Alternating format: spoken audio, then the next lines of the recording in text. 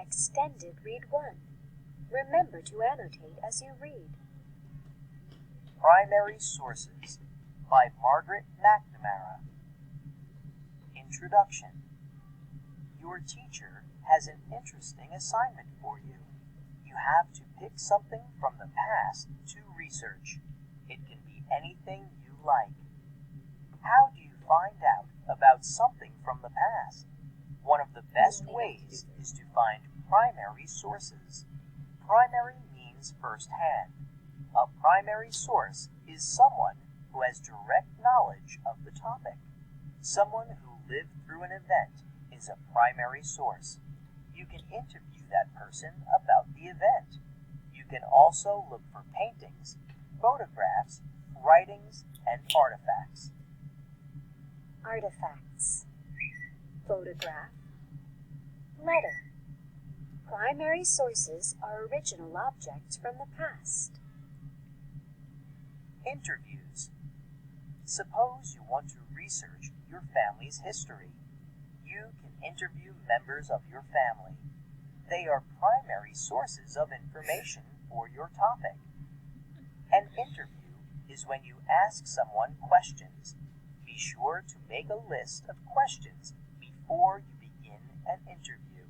Also, be sure to listen carefully to the person's answers. What he or she says may lead you to ask new questions. Don't be surprised if you find out something you hadn't expected. The 5 W's and 1 H. How do you come up with a good list of questions? Do what a reporter does and make sure to get answers to: who is this about? What is this about? When did it happen? Where did it happen? Why did it happen? How did it happen?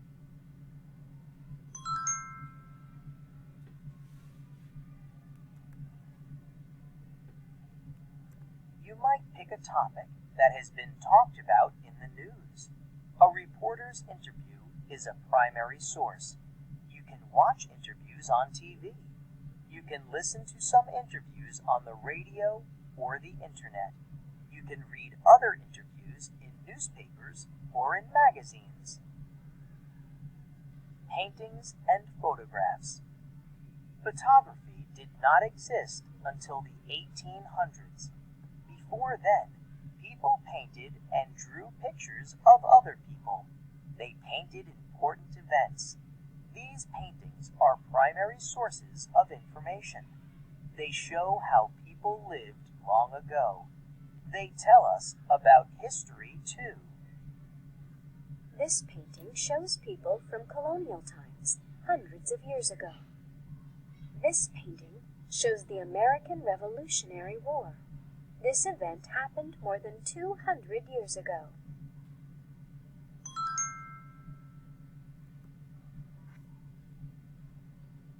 Photography quickly became an important way to record events. Almost every major event from the 1900s to today has been captured in photos. Photographs are good primary sources for topics from the past. They are good primary sources for things that happen today, too.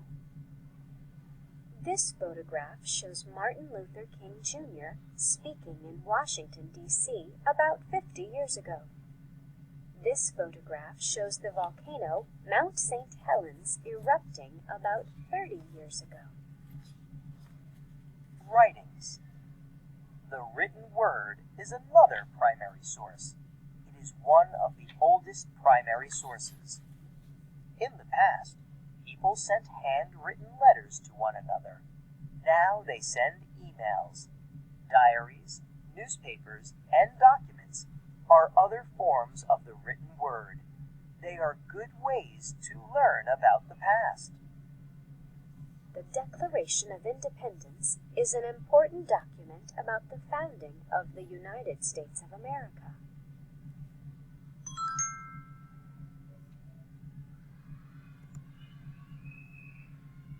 Artifacts. Artifacts are things made by people. They are another important primary source.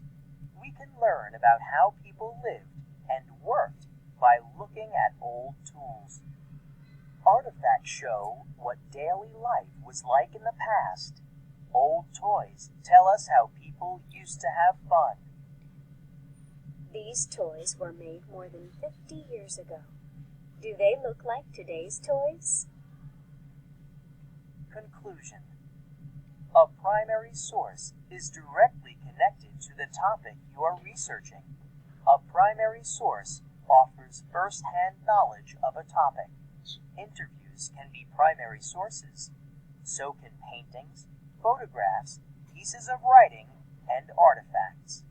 Once you decide on a topic, primary sources will get you started on your journey into the past. Artifacts. Interview. Painting. Writings. Photographs.